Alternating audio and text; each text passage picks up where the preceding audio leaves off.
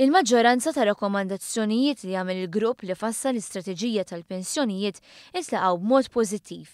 Issa r-rispons tal-pubbliku u l-imsieħba soċjali qiegħed ikun analizzat biex fl-ewwel jiem ta' Settembru il-grupp jippreżenta lill-Gvern dokument finali. Jirriżulta li fost diversi proposti li saru, l-aktar waħda li qajmet interess kienet il-pensjoni minima nazzjonali garantita li se tkun qed tiddaħħal mod gradwali għal kulħadd.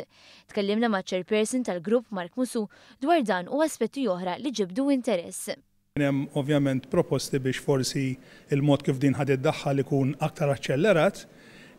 Proposti oħrajn intlaqgħu tajjeb kienu pereżempju tal-krediti ta' kontribuzzjonijiet għal ġenituri li jkunu waqfu mix-xogħol biex irabbu l-uliet, għal persuni li jkunu komplew l-istudji tagħhom post-sekondarji jew terzja fl-edukazzjoni terzjarja.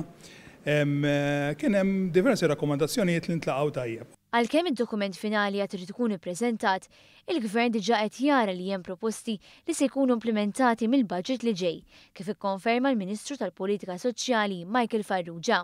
Nkun qed nimplementaw dak kollu illi ħajkun qed ipoġġi l quddiem il-poplu Malti u speċjalment il-pensjonanti illi noħorġu lil kull pensjonant fuq perjodu ta' żmien mir-riskju ta' faqar kontrarju għal dak li kien sa jsir mill-gvern preċedenti. Fl-istess waqt ir-rispons tal-pubbliku wassal għal xi ideat ġodda, Musu jżid jgħid kif imbagħad huwa l-gvern li jiddeċiedi kif għandu jimxi l quddiem. L-ewwel reazzjoni tiegħi naħseb illi jista' jkun illi ikun hemm xi ftit ta' tibdil. Mhux ħafna naturalment għaliex kif qed b'mod ġenerali l-feedback kien wieħed pożittiv, però jekk bħala grupp aħna nħossu anke l-gvern eventwalment jista' u wkoll ibiddel minn dak li nkunu proponejna aħna bħala grupp. Ħaġa waħda tidher ċerta, dik li l-Gvern huwa impenjat li jindirizza din il-kwistjoni li fid-dawl li n-nies qed jgħixu aktar qed toffri sfidi akbar għal kull pajjiż.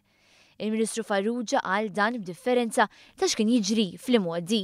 Li musta nagħmlu żgur huwa dak li sar fl-2010 fejn kien hemm diversi rakkomandazzjonijiet mill-working group ta' dakinhar illi il-gvern preċedenti tefa' taħt it-tapit u illi huma ta' ġid tal-poplu Malti u Għawċi.